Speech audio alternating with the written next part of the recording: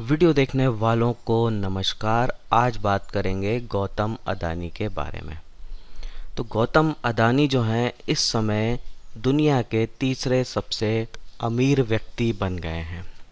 और यह अमीर व्यक्ति इसलिए बन गए हैं क्योंकि इनकी कंपनियों के शेयर के जो भाव हैं वो आसमान पर हैं, और इसी के कारण जो है इनका ओवरऑल वेल्थ जो है वो बढ़ता जा रहा है।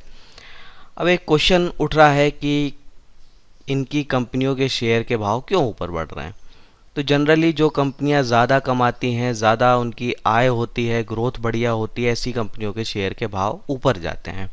तो क्या अदानी में भी वो बात है या किसी और कारण से जो है इनके शेयर के भाव ऊपर जा रहे हैं, इसको हम समझते हैं। तो सबसे पहले जो है हम देश की टॉप 25 कंपनियों को देखते हैं। इस वीडियो को आप पॉज कर लीजिए और ये देश की 25 कंपनियां हैं सबसे ज़्यादा आय वाली, और वीडियो को पॉज करके आराम से आप जो है अदानी ग्रुप की किसी कंपनी को ढूंढने की कोशिश कीजिए। तो आप अगर इस लिस्ट को देखेंगे देश की 25 कंपनियों की, तो आपको यहाँ अदानी ग्रुप की एक भी कंपनी नहीं मिलेगी। तो कहने का मतलब ये हो जाता है कि देश की टॉप 25 कंपनियां जिनकी आय ज़्यादा हो, नेट प्रॉफिट ज़्यादा हो, उसमें अदानी ग्रुप की एक भी कंपनी नहीं है। पर फिर भी शेयर के भाव आसमान पे हैं। क्यों है, ये क्वेश्चन मार्क है। दूसरी चीज़ देखते हैं यहाँ पे। तो यहाँ आप देख रहे हैं अदानी ग्रुप की कुछ कंपनियाँ और साथ में कुछ ग्लोबल कंपनियाँ जिनके जो संस्थापक हैं जो अमीरों की लिस्ट में आते हैं।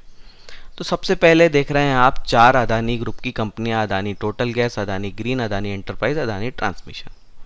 इनके रेवेन्यू पर गौर कीजिए, इनका रेवेन्यू कितना है और टोटल कर दीजिए।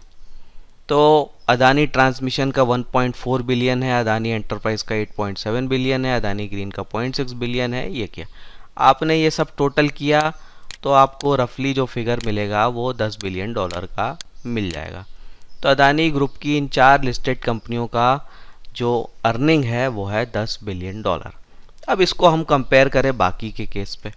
जेफ बेजोस को देखिए, उनकी कितनी आय है, उनकी कंपनी अमेज़ॉन की 470 बिलियन। इसकी तुलना कीजिए 10 बिलियन अदानी से, कितना बड़ा फ़र्क है।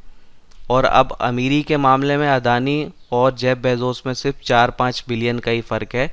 तो 4-5 बिलियन और बढ़ते हैं मार्केट कैप इनकी कंपनियों का, तो गौतम अदानी जो है जेफ बेजोस से भी आगे हो जाएंगे। पर अर्निंग का डिफरेंस आप देखिए। सबसे पहले नंबर पे आते हैं टेस्ला के एलन मस्क। इनकी अर्निंग को देखें तो 54 बिलियन है इनकी कंपनी की अर्निंग को। इसकी भी तुलना कीजिए इस 10 बिलियन के फिगर से जो अदानी ग्रुप का है।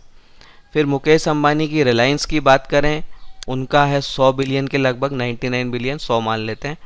तो यहाँ देखिए कि मुकेश अंबानी की कंपनी 10 गुना ज़्यादा कमाती है अदानी ग्रुप की कंपनी से, फिर भी मुकेश अंबानी जो है अमीरों की लिस्ट में गौतम अदानी से नीचे हैं। वैसे ही आप बिल गेट्स को देखिए, 198 बिलियन का उनकी कंपनी का रेवेन्यू माइक्रोसॉफ्ट का, और इसको भी कंपेयर कीजिए ज़रा अदानी से, और अदानी जो है वो बिल गेट्स से आगे हैं अब। तो वैसे ही आप वॉरेन बफेट को देखिए, 355 बिलियन, वो भी पीछे चल रहे हैं 10 बिलियन वाले अदानी से। और गूगल वाले लैरी पेज 258 बिलियन का जिनका एनुअल रेवेन्यू है, वो भी पीछे चल रहे हैं $10 बिलियन वाले अदानी से। तो यहाँ आप क्लियरली देख सकते हैं कि बहुत सारे ऐसे लोग हैं जिनकी कंपनी की आय जो है अदानी से कई गुना ज़्यादा है, पर फिर भी वो अदानी के जो अमीरों वाली लिस्ट है उसमें पीछे हैं। उसका एक कारण आप यहाँ देखिए, कारण है इधर PE ratio, price to earning ratio. तो ये रेशो बताता है कि किसी कंपनी का शेयर जो है उसकी अर्निंग के मुकाबले किस भाव पर चल रहा है। तो यहाँ आप देखिए अदानी गैस का पी रेशो है 763। तो इसका मतलब ये हो जाता है कि अगर कोई कंपनी ₹1 कमा रही है तो उसके शेयर का भाव जो है 763 बन रहा है। वैसे ही अदानी ग्रीन का देखें तो 753 का पी रेशो है, यानी कि अगर इनकी कंपनी ₹1 प्रति शेयर की अर्निंग कर रही है तो शेयर को जो भाव मिल रहा है वो 753 मिल रहा है। वैसे ही आप अदानी एंटरप्राइज को देखिए 474, अदानी ट्रांसमिशन को देखिए 424। कितना हाई पीई मल्टीपल है। अब बाकी की कंपनियों को देखिए, अमेज़ॉन 116, एलन मस्क की टेस्ला 96, मुकेश अंबानी की रिलायंस सिर्फ 28, बिल गेट्स की माइक्रोसॉफ्ट सिर्फ 28, वॉरेन बफेट की बर्कशायर 21, लैरी पेज गूगल वाले 21। तो यही डिफरेंस है। डिफरेंस ये है कि इनकी कंपनियों के शेयर के भाव एक सही प्राइस पे हैं और अदानी ग्रुप की जो कंपनियां हैं उनके शेयर के भाव जो है वो एक क्रेजी प्राइस पर हैं, मतलब पागलपन वाले प्राइस पर हैं। और ये क्यों है? मतलब कोई आप फंडामेंटल एनालिसिस की, शेयर मार्केट के वैल्यूएशन की आप किताब पढ़ेंगे तो आप समझ जाएंगे कि ये जो वैल्यूएशन है ये पागलपन वाला वैल्यूएशन है। पागलपन वाला, ये मतलब जैसे कि बिटकॉइन का बबल हो या कुछ हो, वो वाला वैल्यूएशन है। तो अब सवाल ये उठता है कि ऐसा वैल्यूएशन इनका हो क्यों रहा है, इतनी सारी दूसरी कंपनियां हैं उनका क्यों नहीं हो रहा है? अदानी में ऐसा क्या स्पेशल है जो इतना खतरनाक जो है अर्निंग मल्टीपल इनको मिल रहा है? इसको भी समझते हैं। अब उसको समझने से पहले जो है एक और चीज़ देखने वाली हो जाती है, कर्ज वाली बात, कि कर्ज जो है बहुत है इनके ऊपर, ऐसी बातें होती हैं। तो किसी कंपनी का बैलेंस शीट कितनी स्ट्रांग है वो हम जो है उसके ऊपर कर्ज कितना है और कर्ज के अनुपात में कंपनी की आय कितनी है उसके हिसाब से देखते हैं। तो एक रेशो होता है जिसको बोलते हैं हम इंटरेस्ट कवरेज रेशो। ये रेशो बताता है कि कंपनी को इंटरेस्ट में जितना पैसा चुकाना है उसके मुकाबले उसकी ऑपरेटिंग इनकम कितनी है। तो अगर इस रेशो की वैल्यू 5 है तो इसका मतलब ये हो जाता है कि कंपनी को अगर 1 रुपये चुकाने हैं तो 5 रुपये वो कमा रही है, यानी कि 5 टाइम्स जो है अपने इंटरेस्ट को कवर कर रही है। अब यहाँ देखें हम अदानी एंटरप्राइज को, तो इनका इंटरेस्ट कवरेज रेशो है 1.40। मतलब कि 1 रुपये इनको अगर इंटरेस्ट में चुकाने हैं तो 1 रुपये 40 पैसे ही कमा रहे हैं। तो ये नंबर जो है अच्छा नहीं है। अदानी ग्रीन की बात करें तो 1.23, यानी 1 रुपये अगर ये चुकाने हैं इनको ब्याज में तो ये कमा रहे हैं 1 रुपये 23 पैसे। अदानी टोटल गैस की स्थिति अच्छी है, ये थोड़ी मजबूत है, तो इनका इंटरेस्ट कवरेज रेशो है 12.3, यानी अगर 1 रुपये इनको देना है तो 12 रुपये कमा रहे हैं। अदानी ट्रांसमिशन का हाल जो है वही है। तो यहाँ पर अगर हम इन 3 कंपनी को देखें, अदानी एंटरप्राइज, अदानी ग्रीन और अदानी ट्रांसमिशन, इन तीनों की ही बैलेंस शीट जो है वो काफ़ी कमज़ोर है, काफ़ी वीक है। मतलब इनकी अर्निंग से कंपेयर करें जो इंटरेस्ट में देना है उसके मुकाबले काफ़ी ज़्यादा जो है ये नंबर जो है गड़बड़ है। तो इससे ये समझ लीजिए कि अगर यहाँ पे 1 रुपये 40 पैसे की जैसी इसकी अर्निंग है तो ये 40 पैसे अर्निंग पर शेयर ड्रॉप हो जाता है, तो यहाँ पे क्या हो जाएगा, सिर्फ ये जितना कमाएंगे उतना पूरा ब्याज देने में जाएगा, और इससे भी कम ड्रॉप हो जाता है तो मतलब कि ब्याज जो चुकाना है उतना पैसा भी ये नहीं कमा रहे हैं, तो बैलेंस शीट जो है खतरे में हो जाएगी। तो ओवरऑल देखें तो अदानी की इन 4 में से जो है 3 कंपनियां जो है कमज़ोर बैलेंस शीट वाली हैं। तो जिन कंपनियों की बैलेंस शीट कमज़ोर होती है उनके शेयर के प्राइस भी नीचे ही होते हैं, कम ही होते हैं, पर ऐसा केस जो है इन कंपनियों के शेयर के प्राइस में नहीं है। कमज़ोर बैलेंस शीट होने के बावजूद भी इनके शेयर के भाव जो है आसमान पर हैं। इसको अगर मैं रिलायंस इंडस्ट्रीज से कंपेयर करूं तो रिलायंस इंडस्ट्रीज जो है 7 रुपये का उसका इंटरेस्ट कवरेज हो रहा है, यानी 1 रुपये अगर देने हैं तो उनके पास 7 रुपये हैं। तो सफिशेंट जो है स्ट्रॉन्ग इनफ बैलेंस शीट है। तो बैलेंस शीट भी अदानी ग्रुप की अधिकतर कंपनियों की कमज़ोर है, फिर भी शेयर के भाव जो है क्यों ऊपर हैं? तो ऊपर होने का कारण है फ्लोट कॉर्नरिंग। तो फ्लोट कॉर्नरिंग, इस टर्म को हम समझेंगे तो ये कैसे हो रहा है। तो मान लेते हैं कि कोई दुकान है, एक एरिया में कोई दुकान है, उसके पास एक प्रोडक्ट है जिसकी काफ़ी डिमांड है और उसकी 100 यूनिट है, 100 यूनिट है और उसको ख़रीदने वाले भी 100 लोग ही हैं, तो प्राइस जो है स्टेबल होगा। अब उस दुकानदार, वो दुकानदार अगर देखे कि 100 लोग तो ख़रीदने वाले हैं ही, अगर मैं अपने 50 यूनिट छुपा लूँ, 50 यूनिट छुपा लूँ मैं अपने, और बोल दूँ कि ये है ही नहीं, मेरे पास इतने ही हैं, तो ख़रीदने वाले 100 हैं, यूनिट है 50, तो क्या होगा, ऑटोमेटिकली प्राइस बढ़ेगा। ऑटोमेटिक, कॉमन सेंस की बात है, ऑटोमेटिकली प्राइस क्या होगा, अप जाएगा। अब इसी में और शरारत कर दी जाए, अगर बोल दिया जाए कि सिर्फ अब 20 यूनिट ही हैं, ख़रीदने वाले 100, तो क्या होगा, प्राइस और भी ज़्यादा ऊपर जाएगा। तो यहाँ क्या कर रहे हैं आप, एक तरह से जो अवेलेबल यूनिट हैं उनको आप कम कर रहे हैं, तो डिमांड जो है उतनी ही अगर है तो क्या होगा, ऑटोमेटिकली प्राइस ऊपर जाता है। तो यही चीज़ जो है यहाँ पर हो रही है, जिसको इसके लिए एक टर्म है फ्लोट कॉर्निंग। तो फ्लोट कॉर्निंग का यहाँ मतलब हो जाता है कि फ्री शेयर जितने अवेलेबल हैं, जितने फ्री शेयर अवेलेबल हैं वो कम कर देना। हैंड राइटिंग ज़रा मेरी ख़राब है, माउस से टाइप कर रहा हूँ। तो फ्री शेयर जो हैं वो कम कर देंगे आप बाज़ार में, शेयर आपकी अवेलेबिलिटी ही कम कर देंगे, तो क्या होगा, प्राइस ऊपर जाएगा। तो यही चीज़ हो रही है। तो जो अभी हमने इस एग्जांपल से समझा, यही चीज़ जो है अदानी ग्रुप में चल रही है, फ्लोट कॉर्निंग की। फ्री शेयर जो है बहुत कम है, ना के बराबर हैं। अब क्या फ्री शेयर को कम किया जा सकता है? तो जो रूल हैं, रूल के हिसाब से 75% शेयर तक जो है वो प्रमोटर रख सकता है, यानी कंपनी के लोग रख सकते हैं। बाकी 25% शेयर जो है वो खुले होने चाहिए दूसरे लोगों के लिए।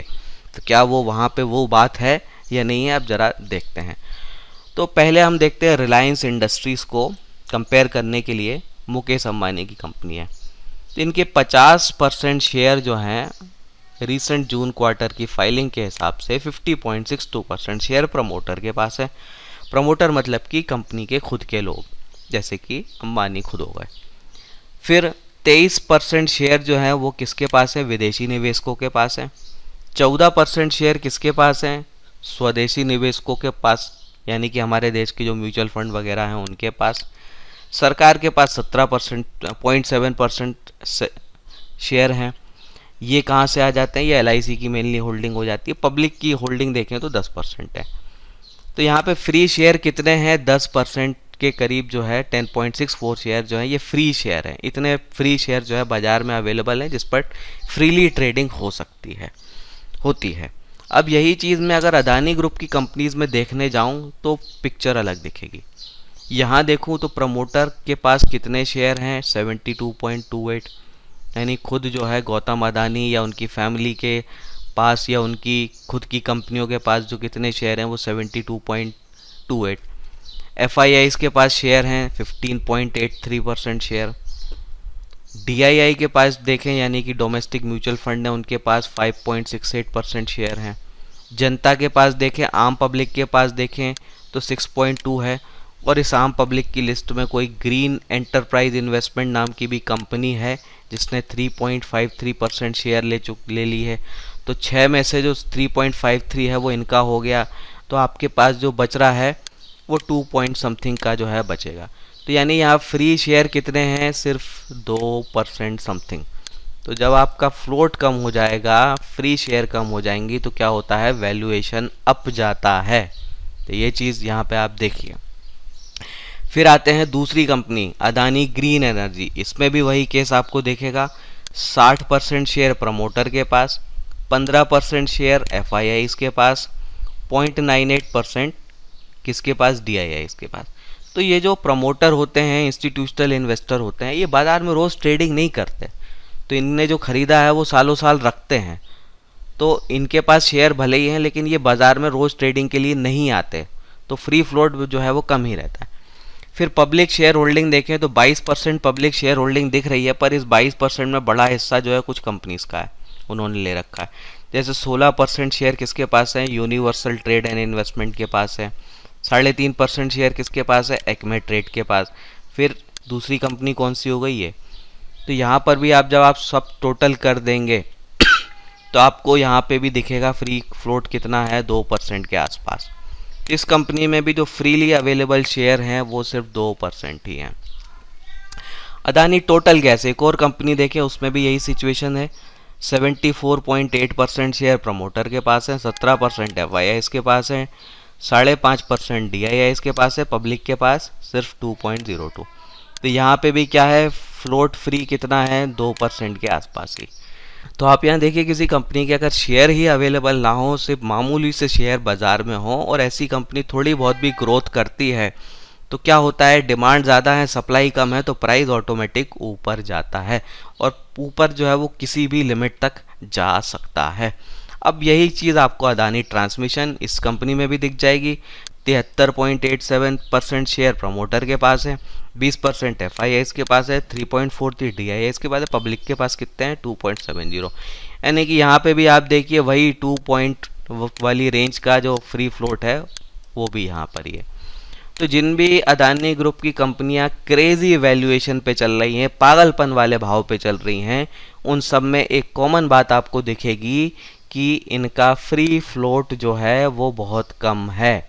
फ्री फ्लोट बहुत कम है, शेयर इनके जो है नहीं है बाज़ार में। अब एक चीज़ जो है डाउटफुल हो जाती है कि ये जो पब्लिक की शेयर होल्डिंग है FID है, क्या वो रियल लोग हैं या प्रॉक्सी लोग हैं?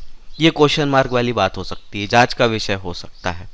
ये हो सकता है जांच का विषय है या नहीं है ये मैं नहीं जानता, लेकिन एक डाउट वाली चीज़ यहाँ पे ये डेफिनेटली बनती है। फिर आप एक और केस देखिए रुचि सोया का। तो जब ये कंपनी लिस्ट हुई थी, बाबा रामदेव ने इसको ख़रीदा था, तो इसके शेयर का भाव 8,400% बढ़ गया था सिर्फ 104 दिन में। 104 दिन में 8,400% शेयर का भाव बढ़ गया। कैसे बढ़ गया?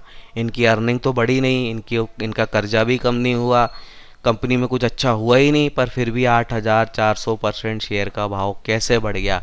तो यहाँ पर भी खेल वही है फ्लोट का। तो फ्री फ्लोट गायब इस कंपनी में भी था। तो यहाँ देखिए प्रमोटर के पास कितने शेयर हैं? 99%। 99% शेयर जो है किसके पास हैं? बाबा रामदेव के पास खुद। तो जब प्रमोटर पूरा फ्लोट दबाए हुए बैठा है और पब्लिक के पास शेयर है ही नहीं, पब्लिक के पास देखिए कितने शेयर थे? सिर्फ 0.96%, सिर्फ 0.961%। तो जब बाज़ार में शेयर अवेलेबल ही नहीं होंगे, थोड़े से ही अवेलेबल होंगे और ख़रीदने वाले थोड़े भी ज़्यादा होंगे, तो भाव हर कुछ हो जाता है। इसीलिए बाबा जी का शेयर का भाव जो है ना वो 8,400% हो गया। लेकिन स्थिति अब बदल गई है, क्योंकि अब इनकी फ्री फ्लोट अवेलेबिलिटी काफ़ी हो गई है। तो अब जो है 14.55% शेयर जो है फ्रीली अवेलेबल हैं। इसलिए जो है अब पतंजलि के शेयर का भाव जो है पागलपन वाले वैल्यूएशन पे नहीं है, क्रेजी वैल्यूएशन पे नहीं है। तो ये चीज़ होती है फ्लोट कॉर्नरिंग। तो फ्लोट कॉर्नरिंग अगर कर दी जाए तो शेयर का भाव कुछ भी हो सकता है, और इस कुछ भी भाव के कारण जो है आप जो है अमीरों की लिस्ट में ऊपर आ जाते हैं। तो ओवरऑल ये पूरा वीडियो देख के एनालिसिस करके आप खुद ही समझ जाएंगे कि अदानी जो हैं वो रियल अमीर नहीं है। उनकी कंपनी की आय वैसी नहीं है, उनकी कंपनियों की बैलेंस शीट वैसी मजबूत नहीं है। सिर्फ जो है बाज़ार में शेयर ना होने के कारण, या बोले तो बहुत कम होने के कारण जो है उनका भाव कुछ पागलपन वाले वैल्यूएशन पे है, और इसीलिए जो है वो अमीरों की लिस्ट में है। तो मैं जो है अदानी को रियल अमीर नहीं मानता, क्योंकि उनकी कंपनी की अर्निंग्स वगैरह तो है ही नहीं, सिर्फ शेयर के भाव आर्टिफिशियल वैल्यूएशन पे हैं फ्लोट कॉर्निंग के कारण। तो उम्मीद है ये वीडियो आपको अच्छा लगा होगा। अच्छा लगा है तो कमेंट करके बताइए, शेयर कीजिए। फिर मिलेंगे। जय हिंद।